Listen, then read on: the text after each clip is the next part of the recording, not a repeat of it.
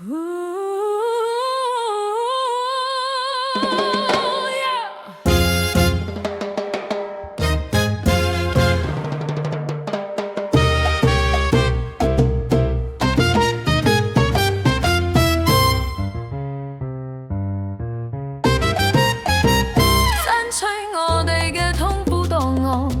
落垃圾桶度，係咩破壞咗我哋嘅愛？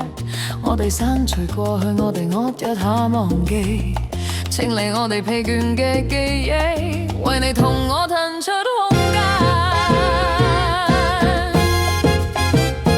今日活喺現實中，感受呢個時間喺你手上，我哋將未來留喺前面啦。聽日生活，每次我哋嘅心跳，我哋嘅生活重新得更好，同埋希望強烈咁脈動緊，為咗一個世界更加公平同健康。抽屜入面嘅舊相提醒我哋唔再係邊個，錯誤變成金句去跑過，我哋仲有啲咩？當中抹去嘅時候，過去嘅一年，而天空開始晴朗，我哋競走嗰年結束嘅一年，同埋新一年，呢個就快開始咯。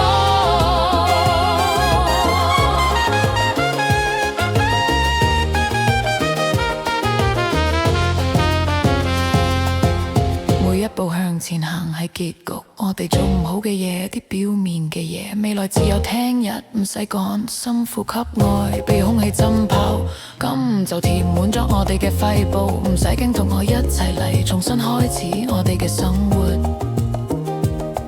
當心跳加速嘅時候，好似係一個標誌咁，即係仲有時間重新開始，又係所有嘢，同埋改變啲咩係痛嘅。每個拍擊都係一個邀請，為咗我哋試下另一個生活，咁樣係值得生活嘅。要重新寫我哋嘅故事，冇怨氣，只有用愛。抽屜入面嘅舊相提醒我哋唔再係邊個，錯誤變成工具去跑過，我哋仲有啲咩？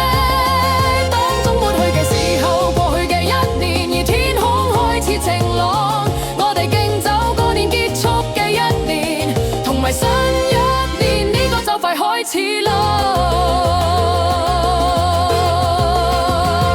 望下周圍，所有嘢都會改變，但係我哋可以揀起綁住我哋嘅恐懼之間去過去，同埋繼續生活嘅勇氣。今日嘅現實，未來只係聽日嚟到，每一個跳動都係由我哋嘅心發出嚟，只係更新希望，為咗一個更好嘅世界。畢竟聽日係另一個日子。